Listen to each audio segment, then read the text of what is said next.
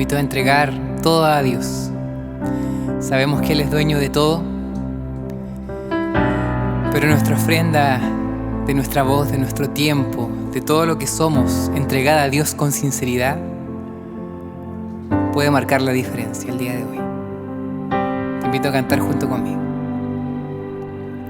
Señor, toma esta ofrenda, toma mi voz y mi corazón. Señor, haz que comprenda que lo que soy es por tu amor. Es tan pequeño lo que hoy te entrego, y sé que todo pertenece a ti. Declaro así que todo lo que tengo no es por lo que hay en mí, es gracias a tu infinito amor. Entrego esta ofrenda a mi Señor.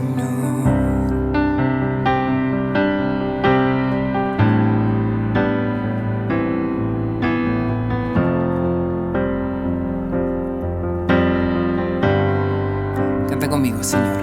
Señor, toma esta ofrenda, toma mi voz y mi corazón. Señor, haz que comprenda que lo que soy es por tu amor. Es tan pequeño lo que hoy entrego, y sé que todo pertenece a ti. Declaro así que todo lo que tengo no es por lo que hay en mí, es gracias a tu infinito amor. Te entrego esta ofrenda, mi Señor.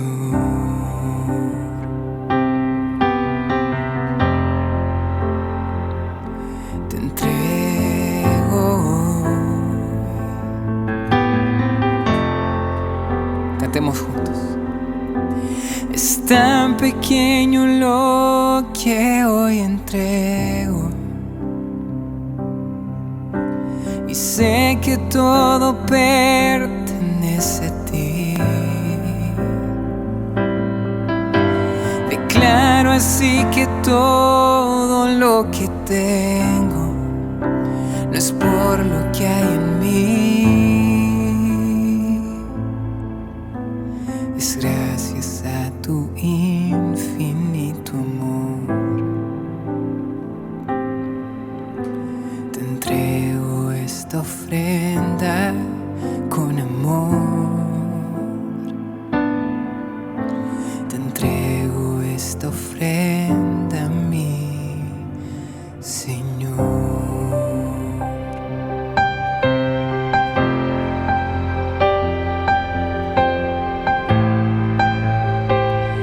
Yo no sé dónde te encuentras del viaje de tu vida el día de hoy, pero sí sé que Dios está justo allí cerca de ti. Ese es su lugar. Él no te ha abandonado. Y en este camino que estás caminando, puede ser que a veces no encontremos la razón de por qué estamos aquí, de por qué estamos viviendo lo que estamos viviendo, de por qué nos ha tocado vivir esta historia y no otras. Sabes que el día de hoy yo quiero decirte y dedicarte este mensaje que quizás para esta hora tú has llegado. Y hoy tú puedes sentir esta seguridad de que Dios tiene un llamado para ti especial en este momento, en esta hora y con esta historia. Escucha esta canción y canta junto conmigo, que para esta hora ha llegado.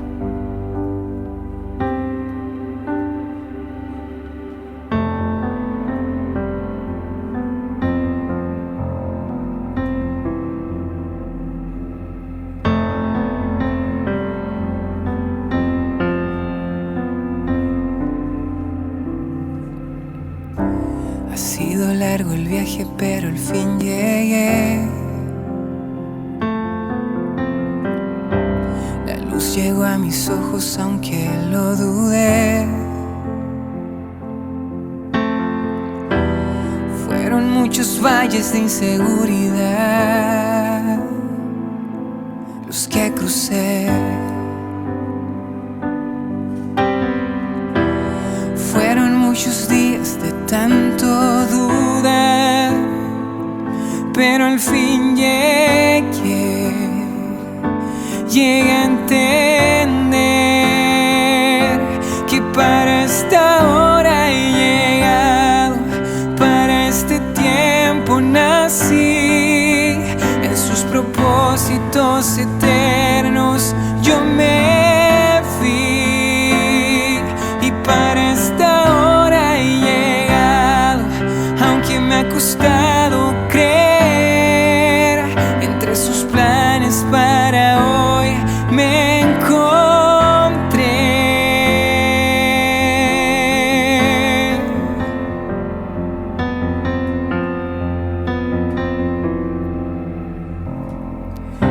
Y nunca imaginé que dentro de su amor y dentro de sus planes me encontraba yo. Fueron muchas veces que la timidez me lo impidió. Fueron muchos días de tanto dudar, pero al fin llegué a entender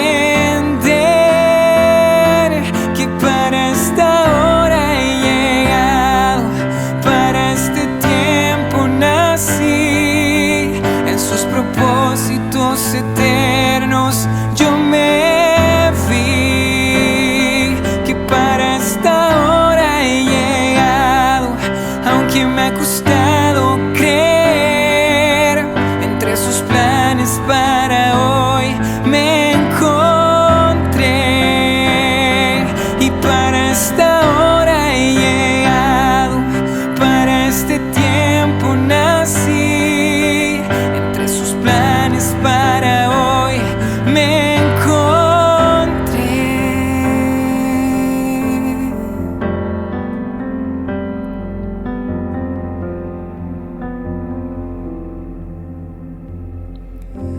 Ha sido largo el viaje, pero al fin llegué.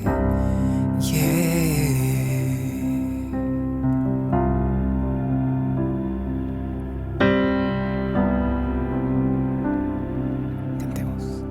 Jesucristo, ten mi corazón, toma todo lo que soy, aquí estoy, quiero darte adoración. Un momento juntos es mejor que una vida sin tu amor, aquí estoy, quiero darte lo mejor.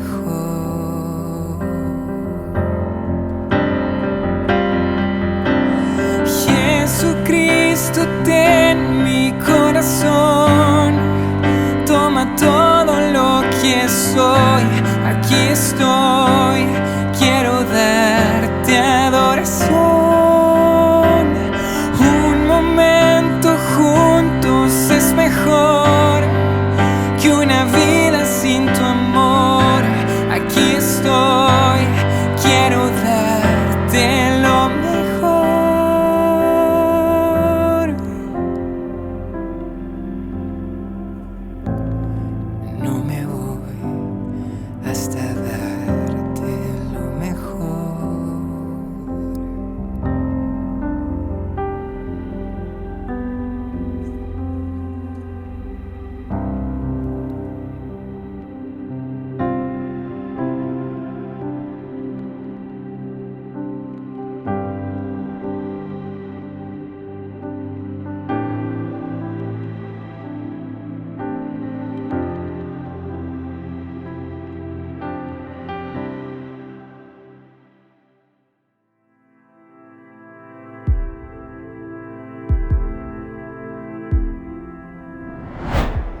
Muy bien, ¿cómo están? ¿Cómo están ustedes? No, tan más o menos. Yo estoy re nervioso, así que vamos a compartir un mensaje que he preparado con mucho cariño para ustedes, también basado en la palabra de Dios. Y este mensaje se titula, aquí voy a usar mi super pasador que dejé ahí instalado, Decisiones. Decisiones, ese es el mensaje que quiero compartir hoy con ustedes. ¿Qué son las decisiones? Bueno, es el acto de elegir entre una opción u otra. Y con su permiso también me voy a sacar la mascarilla, ya que estoy más solito aquí y así se puede escuchar un poco mejor y no me ahogo en la mitad del tema. Ahí sí. Se calcula de que cada día, cada uno de nosotros realiza aproximadamente 35.000 decisiones. De esas decisiones, chistosa la estadística, porque como 300 tienen que ver solo con comida. Si se ponen a pensar, solo el día de hoy, desde que se levantaron, ¿cuántas decisiones cada uno de ustedes ha hecho?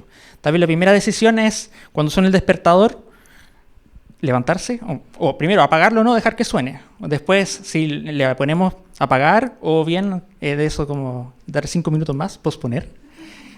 Y una vez que ya superamos ese tema ahí con el despertador, las siguientes decisiones son, ¿me levanto, no me levanto? ¿Qué ropa me pongo? ¿Me tomo desayuno primero o me baño primero? ¿Me lavo los dientes hoy o no? ¿No? Todas esas cosas que a uno las cuenta como rutinas, hay que decidirlas.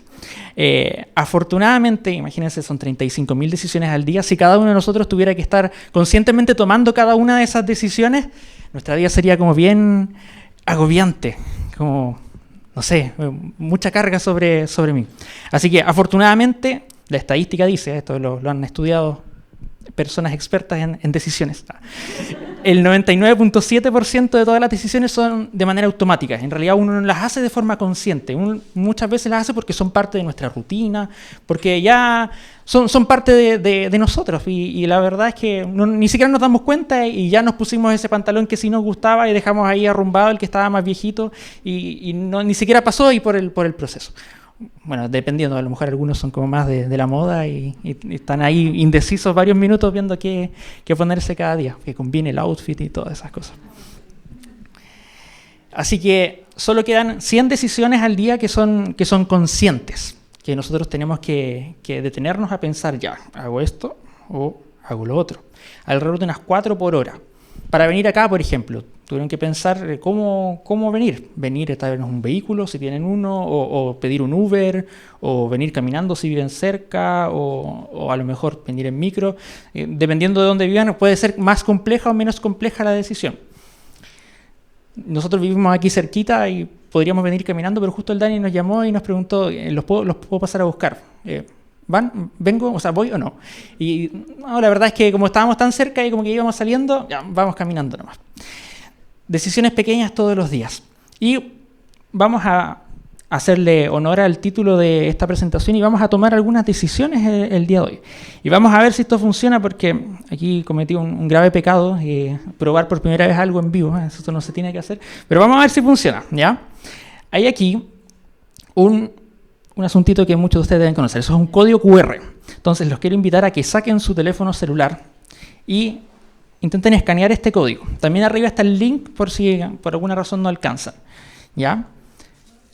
¿Me alcanza o no alcanza? Si quieren se pueden parar y acercarse de a uno. ¿Entra o no? Los que están más cerquita, ya. Por lo menos ya entramos. Ahí van a entrar a una plataforma y vamos a ver si funciona esta actividad. ¿Ya? ¿Me avisan cuando estén ya hayan ingresado? ¿Quién falta? ¿Podemos esperar un momento todavía?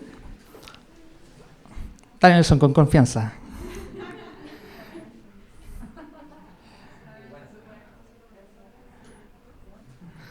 ¿Sí? Ya. Creo que ya no queda nadie. Vamos a avanzar, ¿ya? Yo voy a apretar aquí. Y voy a apretar aquí y esto debería funcionar. ¿Apareció la pregunta? Ya, la primera dice, si pudieras elegir un superpoder, ¿cuál sería? Y ahí ustedes pueden contestar y vamos viendo en tiempo real, cuando ustedes van respondiendo. Está difícil, ¿no? A ver. Van varios a volar. Se le sigue ser invisible. Y más atrás está leer el pensamiento y detener el tiempo. Miren, volar va tomando ventaja. Miren, interesante. Yo pensé que iba a ganar leer el pensamiento. Lo encuentro interesante. ¿No? Volar es más entretenido. Ya, muy bien. Muy bien, yo creo que ahí ya se estabilizó. Volar ha sido la decisión que ustedes, la mayoría de ustedes en realidad ha tomado en el día de hoy. Le sigue detener el tiempo, un poquito más atrás ser invisible y nadie quiere leer el pensamiento porque a lo mejor nos podemos enterar de cosas que no son muy inconvenientes. Muy bien, seguimos avanzando. Vamos a... mirar ahí debería estar activada la siguiente. Si tuvieras que comer comidas de un solo sabor durante un año completo, ¿cuál preferirías? ¿Dulce o salado? A lo mejor este es más fácil, ¿no? O igual están como entre la duda. Vamos a ver. Miren, salado va tomando la delantera. Casi todo salado. Vamos, yo soy más dulce. Nadie me apaña. Ah. Claro, porque después uno quedaría con un rechazo como para toda la vida con lo dulce, después de un año comiendo solo dulce. Muy bien, cada vez más atrás el dulce. Ya está clara cuál es la tendencia. Ahí nadie abandona los completos, las sopaipillas y las papas fritas. Muy bien. Seguimos avanzando. Si estuvieras obligado a perder para siempre uno de tus sentidos, ¿cuál escogerías? ¿Gusto, olfato, tacto, visión o audición? Vamos a ver cómo vamos. El olfato. Nadie quiere perder el tacto, interesante, ¿eh? Ahí va uno.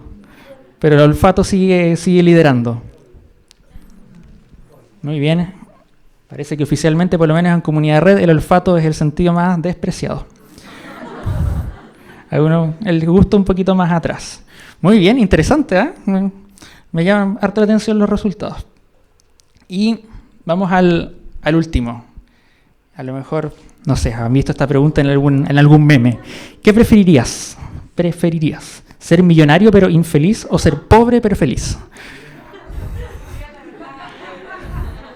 Con honestidad. Muy bien. Ahí está saliendo la honestidad. Vamos. Ya, muy bien.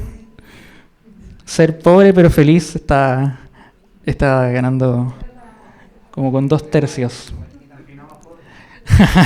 Hay que ver cuán millonario y cuán pobre. A lo mejor con la plata se puede hacer algún arreglito más adelante. Muy bien. Muchas gracias por participar. Qué bueno que funcionó. Esto es meramente un ejercicio para poder tomar decisiones, que es de lo que trata el tema el día de hoy. Hay decisiones en realidad en la vida real que son mucho más difíciles que las que estamos tomando ahora, porque sabemos que es un juego, que es solamente una actividad.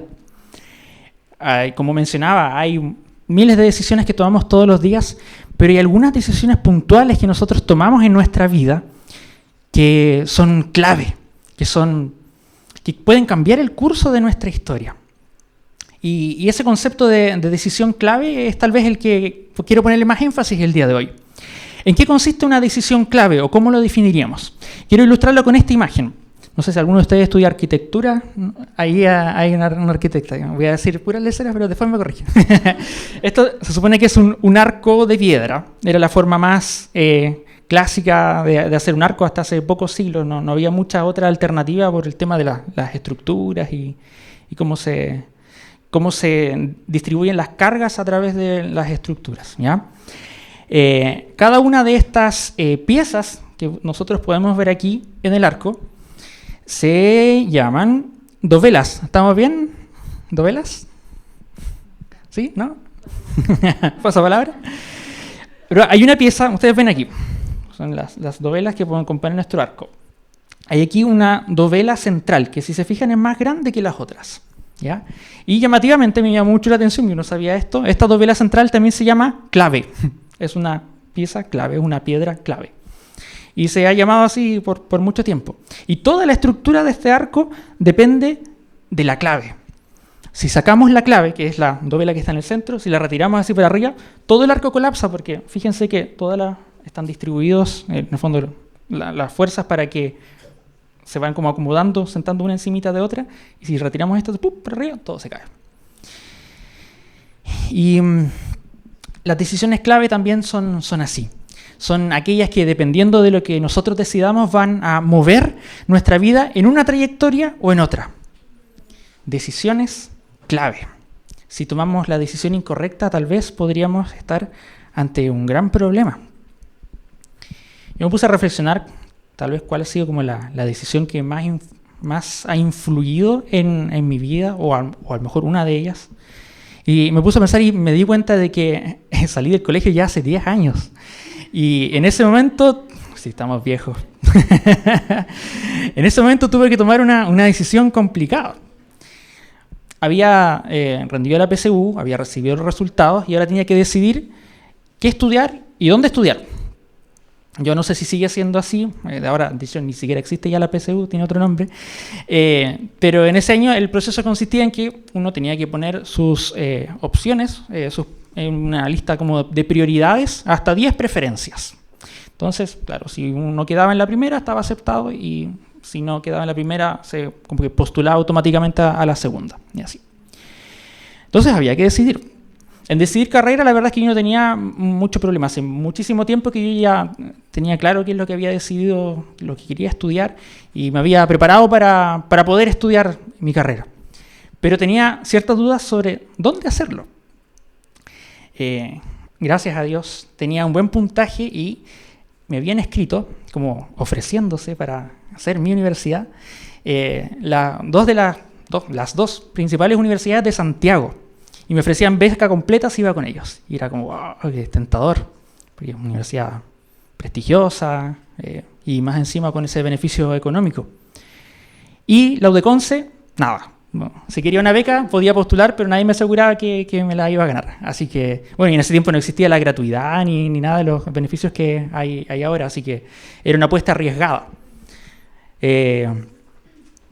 ¿Cuál era la dilemas entonces? Ir a Santiago, estudiar gratis en una buena universidad, con más prestigio tal vez que la UDECONCE, o quedarme acá, sin financiamiento, igual en una buena universidad, pero sin financiamiento asegurado, pero con mis papás, con mi hermano, en mi casa, en mi cama, y sin salir de ahí del nido.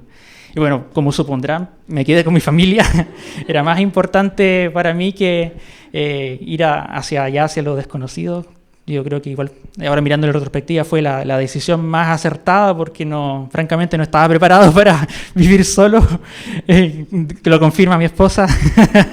y sí, fue la decisión acertada, no me arrepiento, a pesar de que igual hubo muchas dificultades en la universidad por el camino, pero yo creo que el Señor ahí también me ayudó a tomar una buena decisión.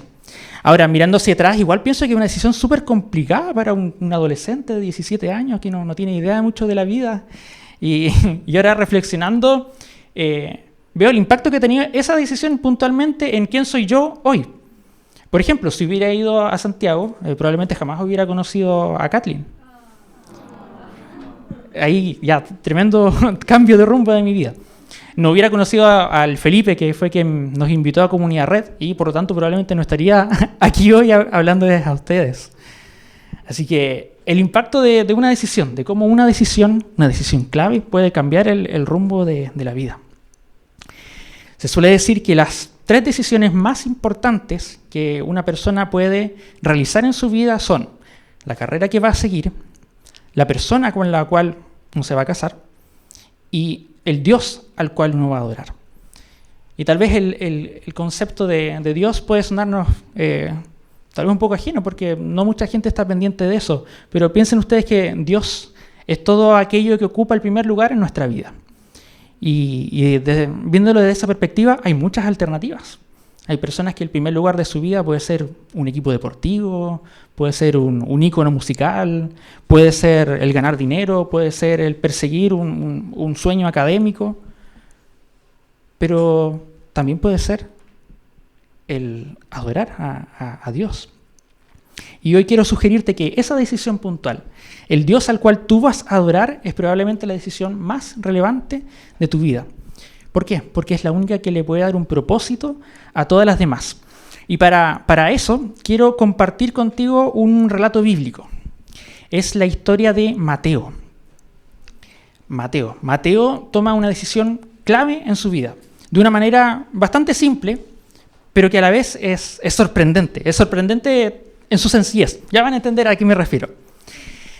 El Mateo que nosotros vamos a leer en esta historia es la misma persona, con toda probabilidad, la misma persona que escribió el Evangelio de Mateo, que es el primero de los evangelios del Nuevo Testamento, que relatan la vida de Jesús. Esta historia también aparece en los libros de Marcos y de Lucas, y allí se le llama a este personaje Leví. Así que, bueno, suponemos que se llamaba Leví Mateo, porque es la misma historia y solamente cambia el nombre. Los invito entonces a quienes tengan sus Biblias por ahí, en su celular o físicamente también, a acompañarme al capítulo 9 del libro de Mateo. Si no tienen su Biblia no importa porque yo puse aquí el versículo también, así que no van a quedar excluidos.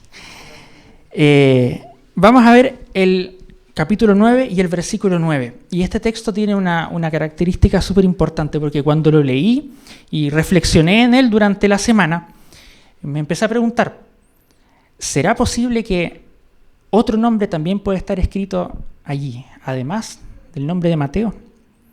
¿Será que también tu nombre puede estar escrito en este texto? Vamos a leerlo. El texto es muy sencillo. Mateo 9:9 dice: mientras caminaba, Jesús vio a un hombre llamado Mateo sentado en su cabina de cobrador de impuestos. Sígueme y sé mi discípulo, le dijo Jesús. Entonces Mateo se levantó y lo siguió. Eso es todo lo que dice. ¿Cuántos de ustedes han visto la serie The Chosen donde aparece esta escena? Yo como que ahora, muy bien, quienes no la han visto, totalmente recomendado. Una serie sobre la vida de Jesús, pero que está producida así de lujo, con un buen presupuesto, con actores muy buenos. Aquí llega realmente al corazón, eso esta vez es lo más importante. Y ahora como que no puedo ponerle otra cara cuando me imagino a Mateo que al actor de Mateo que aparece ahí en la serie, así que léala. Esa escena también es muy bonita, muy, muy impactante. Este relato es tan breve, tan sucinto, tan corto, que muchos eruditos de la Biblia creen que debe haber habido un contexto más amplio. Tal vez, no sé, Mateo se había juntado antes con Jesús, habían conversado, le había hecho algunas preguntas como para saber un poco más de él. Tal vez Mateo estuvo en alguna oportunidad entre la multitud escuchando las enseñanzas de Jesús. Tal vez, como plantea la serie, Mateo tuvo la oportunidad de ver un milagro de Jesús y eso impactó su vida. No lo sabemos, el relato no nos dice. Los eruditos dicen, tiene que haber habido algo más de lo que se describe. Esto es demasiado breve. Y podrían tener razón. Puede haber más contexto del que se relata. Pero lo único que sabemos sobre esta escena en particular es lo que este texto nos dice. Mateo estaba sentado allí en su cabina de cobrador de impuestos. Jesús pasa caminando, lo mira y le dice, sígueme, sígueme. Y Mateo se pone de pie y lo sigue. Es una escena que al menos para mí es realmente sorprendente. Ahora, hay un par de elementos interesantes en cómo está planteado la redacción original. Ustedes saben que el Nuevo Testamento en particular se escribió en griego. Por tanto, cuando queremos ir al origen del asunto, en cómo lo planteó el autor inicialmente, tenemos que ir allí a ver cómo está redactado. Entonces, hay por lo menos dos cosas que son interesantes. Por ejemplo, la palabra que se traduce al español como sentado, dice Mateo, estaba sentado en su cabina de cobrador de impuestos. Bueno, significa literalmente sentado. Pero tiene matices más grandes que esto. La misma palabra a veces puede interpretarse como si él estuviera inactivo, relajado, pasando el rato, tienes la vida bajo control, los problemas están solucionados, todo está en orden, está todo bien. Ese es Mateo. Mateo tiene una vida cómoda porque, junto con recolectar impuestos para el Imperio Romano, recolecta también una parte para él mismo. Así que no tiene problemas económicos y tal vez su principal problema es que lo miran mal el resto de los judíos, pero no le pueden hacer nada porque hay una guardia romana ahí que está encargada de protegerlo. El otro concepto interesante es la palabra griega que se traduce como levantarse. Mateo se levantó y lo siguió. Y sí, también significa literalmente levantarse, pero hay algo más que eso. Esa misma palabra de levantarse se utiliza también en otras partes de la Biblia para describir una resurrección, para decir que alguien fue traído de vuelta a la existencia. Entonces, cuando juntamos estas dos matices, estas dos sutilezas que vienen del idioma original, nos queda una escena tal vez un poquito más completa. Tenemos a Mateo pensando que tiene toda la vida bajo control.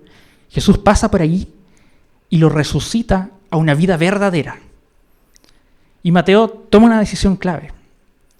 Y yo continúo pensando, es posible que otros nombres puedan estar escritos allí en este texto. Tal vez incluso tu nombre. Y vamos a dejarlo ahí, vamos a sacar a Mateo y vamos a dejar los espacios. Porque ciertamente podríamos poner otros nombres en esta misma frase y seguiría siendo cierta esta oración. Por ejemplo, podríamos poner allí el nombre de Juan. Bueno, ya más adelante Juan. Me olvidé cómo estaba el orden de las diapositivas. Juan era un colega, un compañero de Mateo, también discípulo de Jesús. Y si vemos el relato bíblico, Juan también tiene un llamado. Y lo podemos plantear en esta misma redacción. Jesús caminó hacia Juan y le dijo, sígueme. Y Juan se levantó y lo siguió. Y lo siguió, y lo siguió, y lo siguió. ¿Y por qué menciono tanto que lo siguió? Porque Juan fue el que más vivió de todos los discípulos. Fue el último en fallecer. Y ya era muy anciano y seguía siguiendo a Jesús. Década tras década había seguido a Jesús. Ese mismo Juan, cuando Jesús lo encuentra, lo conoce, le puso como sobrenombre Hijo del Trueno, porque tenía un carácter súper impulsivo, súper agresivo. De hecho, en una ocasión, cuando iba pasando Jesús y sus discípulos, iban a entrar a una aldea, y las personas de la aldea se negaron a recibirlos. Y Juan se enojó tanto, pero tanto, le dijo, Señor, hagamos descender fuego del cielo y que los achicharre. Ese era Juan, esa impulsividad él tenía. Pero algo pasó entre medio, y esa descripción que se hace de Juan ahora no nos calza o nos parece un contraste muy grande con el Juan que podemos ver ahora al final de su vida, cuando él escribe estas cartas. Y ahí Juan ancianito le escribe a otros discípulos de Jesús y dice, si alguien dice que ama a Dios, a quien no ha visto, pero odia a un hermano o una hermana a quien sí ha visto, está mintiendo. Y también dice el otro versículo, todo aquel que conoce a Dios ama, pero el que no ama no conoce a Dios, porque Dios es amor. ¿Y qué pasó entre medio? Entre ese Juan impulsivo que quería ahí dejar carbonizados a los pobres habitantes de esa aldea y el Juan que está diciendo estas cosas. ¿Qué pasó? Bueno, pasó que Jesús caminó hacia Juan, lo miró y le dijo, sígueme. Y Juan se levantó y lo siguió. Y ahora sí Juan inscribió su nombre en el texto. Entonces yo continúo pensando, ¿es posible que otros nombres puedan estar allí también escritos en este texto? Tal vez incluso el tuyo. Porque ciertamente hay otros nombres también. Podemos, por ejemplo, poner el nombre de Zaqueo. ¿Quién era Zaqueo? Zaqueo era un cobrador de impuestos, tal como era Mateo. El Imperio Romano tenía invadido ahí el territorio de lo que hoy conocemos como Palestina y tenía uno de sus principales propósitos era cobrar impuestos a sus súbditos, que eran los judíos. Pero para eso empleaba a otros judíos que estaban como vendidos al imperio y por eso lo despreciaban tanto sus compatriotas. Y uno de ellos era Zaqueo. Lo interesante es que el nombre de Zaqueo significa puro, inocente. Bueno, tal vez ese debe haber sido el sueño de sus papás cuando nació. Cuando era un bebé a lo mejor parecía puro e inocente. Pero esos adjetivos se alejaban muchísimo de quien era Zaqueo en realidad, cuando Jesús lo encuentra. Zaqueo era un hombre pequeñito, de baja estatura, pero de manos bien largas. A Zaqueo le gustaba mucho el dinero, sobre todo el dinero ajeno, por supuesto. Mira, a mí me llama mucho la atención esta descripción que hace un erudito del Nuevo Testamento sobre la profesión de Zaqueo. Es muy breve. Dice, en general, los recolectores de impuestos eran conocidos por su codicia y falta de conciencia, de modo que se les consideraba lo más bajo de la humanidad. Así era Zaqueo. Y aún así, sabiendo esto, Jesús camina hacia el árbol ahí donde Zaqueo estaba encaramado, lo mira y le dice, Zaqueo, adivina quién va a ir a cenar a tu casa. Y Zaqueo baja del árbol y lo sigue. Y cuando están terminando de cenar, Zaqueo y Jesús, Zaqueo saca su chequera y se pone ahí a firmar cheques en blanco y a entregarlos a la gente que él había defraudado y le dice, lo que sea que yo te haya estafado, lo que sea que te haya robado, multiplícalo por 4. Y ahí anótalo en el cheque y en el espacio vacío. Y todos se quedan mirando, así, asombrados. ¿Qué está pasando? ¿Es esto otro tipo de estafa de Zaqueo? ¿Serán cheques sin fondo? ¿El banco me los va a rechazar? ¿Me van a embargar la casa? No sé. Pero era todo cierto. ¿Por qué? Porque Zaqueo inscribió su nombre allí en el texto. Jesús caminó hacia Zaqueo, le dijo, sígueme. Y Zaqueo se levantó y lo siguió. Y entonces yo continúo pensando, ¿es posible que otros nombres puedan ser también escritos en este texto? Tal vez incluso el tuyo. Podemos ciertamente también escribir el nombre de este caballero que van a ver a continuación en el texto. Él se llama Francis Collins, no sé si alguno de ustedes lo ubica. Es bien famoso en el ámbito clínico y yo no tenía idea de él, pero leí su historia y me impresionó. ¿Quién es Francis Collins? Francis Collins es un médico estadounidense que es conocido y es muy prestigioso por haber sido el director del proyecto Genoma Humano, una iniciativa es muy importante porque tenía el objetivo de identificar por primera vez la secuencia completa de las pares de bases que componen el ADN humano. Esto tomó muchos años, era un proyecto pionero, era por primera vez podíamos conocer cómo estábamos codificados cada uno de nosotros. Y se completó el año 2003 bajo el liderazgo de Francis. Y ahora Francis es el director de los Institutos Nacionales de Salud, que es la principal agencia de investigación clínica en Estados Unidos. Francis creció en una familia cristiana nominal, pero que no practicaba la fe. Y ya en su adolescencia él se definía como ateo. Entró a la escuela de medicina, egresó siendo ateo, pero un día este orgulloso médico, aún joven, recibió también este llamado de Jesús. Y tal vez no fue tan evidente como en los casos que nosotros vimos antes, pero fue en una pregunta que le hizo una paciente. Dijo, doctor, ¿y usted en qué cree? Con mucha curiosidad, con mucha ingenuidad. Y la verdad es que tal vez no le respondió en el momento, pero quedó pensando. Y esa pregunta le di vuelta en qué creo. Y para saber en qué creo tengo que investigar, tengo que leer. Él es una persona del ámbito de las ciencias, así que se puso a buscar información sobre diversas religiones. Y pasó años en eso. Y en un momento ya le gustaba harto el tema y conocía mucho sobre el cristianismo, pero él todavía no había tomado una decisión de fe. Y este llamado de seguir a Jesús le llegó a él de una forma bien interesante, y por eso quise compartir este relato con ustedes. Él cuenta que un día salió a la naturaleza a hacer trekking. Y él ya conocía mucho, había leído la Biblia, había leído otros libros religiosos, había leído libros que tratan sobre la Biblia, pero él no creía, no había tomado una decisión por Jesús. Y en ese momento, en estar en la naturaleza y ver cosas tan maravillosas que lo rodeaban, un ambiente tan puro, tan perfecto, a pesar de la degradación que produce el ser humano. Dice que vio una cascada que estaba congelada, de muchos metros de altura, y el agua estaba ahí congelada, y lo encontró eso pero tan impresionante que tocó su corazón. Y él relata que en ese momento él tomó la decisión de seguir a Jesús. Y la pregunta para Francis llegó de esa manera, a través de una pregunta y a través del contacto con la naturaleza, que lo deslumbró. Y él declara ahora un cristiano convencido, y a pesar de que es uno de los científicos más importantes de Estados Unidos. Y junto con los demás, también podemos entonces añadir a Francis al texto. Jesús caminó hacia Francis y le dijo, sígueme. Y Francis se levantó y lo siguió.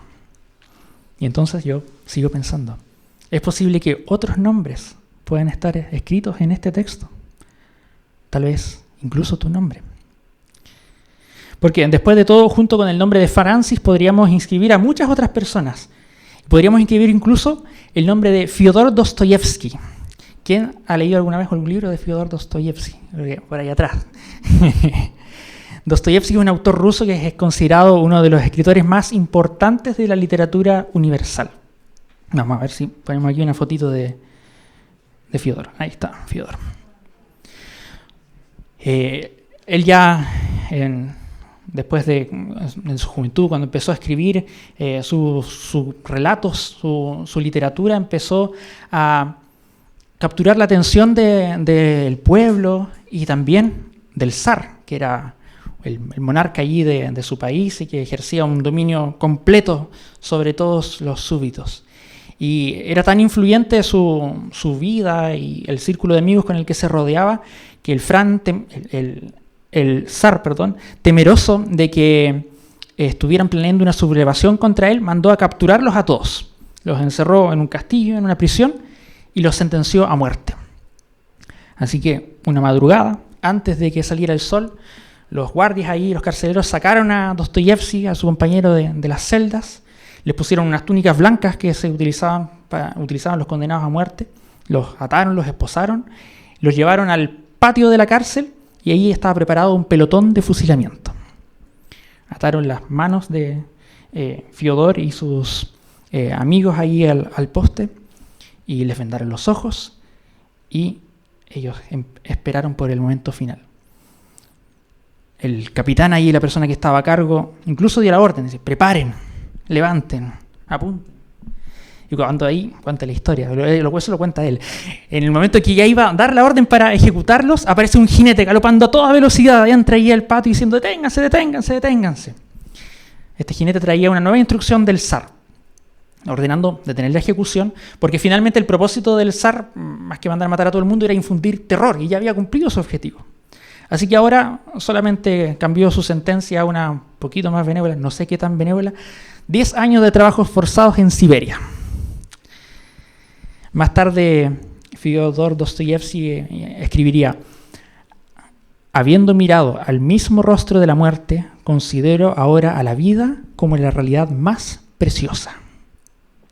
Entonces, mientras subía a este tren que lo llevaría a Siberia a sus 10 años de exilio, una mujer rusa muy devota puso entre las manos de Fyodor una copia del Nuevo Testamento, que era el único libro que se les permitía tener a los prisioneros allí en Siberia. Y durante los siguientes 10 años, Fyodor devoró ese libro. Lo leía en cada momento que tenía alguna chance, donde no tenía que estar haciendo trabajos forzados, y estaba allí, era su única fuente de consuelo. Y al final de esos 10 años sus convicciones eran tan profundas, su devoción por este ser llamado Jesucristo era tan fuerte, que nada, él dice, nada podría haberme separado de él. De hecho, yo tengo aquí una cita de Fyodor Dostoyevsky, que igual me impactó. Él escribe, si alguien me demuestra que Cristo está fuera de la verdad y que ésta no se halla en él, prefiero quedarme con Cristo antes que con la verdad. Tremendo. Así de profunda era su devoción por Jesús. Y Jesús caminó hacia la celda de Dostoyevsky en Siberia y le dijo, Fyodor, sígueme. Y Fyodor se levantó, agradecido, y lo siguió apasionadamente. Y esa decisión hizo toda la diferencia. Así que Fyodor también puede añadir su nombre ahí a Mateo 9:9. Y yo sigo pensando, es posible que haya otros nombres que puedan ser inscritos en este texto. Tal vez incluso el tuyo. Yo conozco otro nombre escrito en el texto. Jesús caminó por la playa del lago Villarrica y se acercó a un adolescente de 17 años, recién egresado de la enseñanza media, que hace pocos días había sido admitido en la universidad. Allí, en la noche de un viernes, entre una suave brisa de verano, dijo: Daniel, sígueme. Y no es que nunca yo haya escuchado esa voz o esas palabras, no es que nunca antes haya respondido tampoco, pero había sido una distancia súper grande, protegido tal vez por la rigidez de la religión. Y en ese momento fue diferente, porque no lo sentí por allá lejos, sino con claridad, susurrándome a mi oído, a mi lado. Y pude comprender que el Padre Celestial, que antes veía ya a lo lejos, es también un papá, un ser lleno de amor infinito e incondicional por mí, que está también a mi lado, a pesar de que está en el cielo, y cuya intención no es simplemente apuntar hacia mis errores, hacia las formas, hacia mis defectos. Su único propósito es que yo abra mi corazón para recibir ese inmenso amor que Él tiene por mí, y que pueda reflejar ese amor que recibo para amarlo a Él y también para amar a las demás personas. Sígueme, me dijo. Un teólogo británico llamado N.T. Wright reflexiona sobre estas experiencias, sobre este punto de inflexión que significa seguir a Jesús, sobre ser transformado, sobre el cambio de dirección en la vida que una decisión clave como esta puede provocar. Y él dice que hay dos tipos de respuesta. La primera es la que él llama la historia clásica del despertador. Como mencionaba en la mañana, el despertador suena en la mañana estrepitosamente, tal vez en medio de la madrugada, y tú lo despiertas, le pegas si es uno de los antiguos, o le pones ahí el botón para que se calle, sales de la cama, te pones de pie y ya estás listo para comenzar el día. No es tan común, pero ocurre. Hace algunos sábados, el pastor Dani nos recordó la historia de Saulo de Tarso, que tuvo una historia como esta, de un despertador que lo sacó de su punto de lo que él estaba acostumbrado. Él estaba ahí enfocado, persiguiendo para encarcelar y matar a los seguidores de Jesús en otra ciudad distante. Y súbitamente los cielos se abren, una luz más brillante que el sol le impacta, él cae al suelo y escucha una voz que dice: sígueme. Sonó el despertador. Él nunca volverá a ser el mismo, nunca más volvió atrás. Pero hay otras historias donde este despertar ocurre más lento. Despiertas, pero solo abres los ojos para posponer la alarma. Y la vuelves a posponer. Y la vuelves a posponer. 5 minutos más. Y a veces en esos 5 minutos tampoco alcanzas a dormir. No estás despierto, pero tampoco estás durmiendo. Estás en un sopor. Y en ese sopor pueden pasar días, semanas, meses, incluso en ocasiones décadas, posponiendo la alarma, posponiendo este llamado a despertar. Pero eventualmente despiertas a una vida nueva y diferente. Y probablemente mi historia se parece más a este segundo caso. A lo mejor también la tuya. En mi historia requirió un mensaje específico, una perspectiva nueva y diferente acerca de Dios, diferente a la que yo había escuchado toda mi vida, sobre un Dios que yo nunca antes había comprendido. E incluso todavía hay días en los que quedo en ese estado de adormecimiento que sigue ahí al pulsar posponer en la alarma. Pero no hay ninguna duda en mi mente que en esa noche de verano Jesús caminó por la playa y me dijo: sígueme. Y yo me levanté lentamente, con incertidumbre, arrastrando tal vez mi orgullo, mi autosuficiencia, y comencé a seguirlo. Y anoté mi nombre en el texto. Y entonces quedo pensando, ¿es posible que tu nombre también pueda estar escrito en este texto? Y Jesús caminó entre Comunidad Red, te vio a ti y te dijo: sígueme. ¿Y tú? Es una decisión fundamental.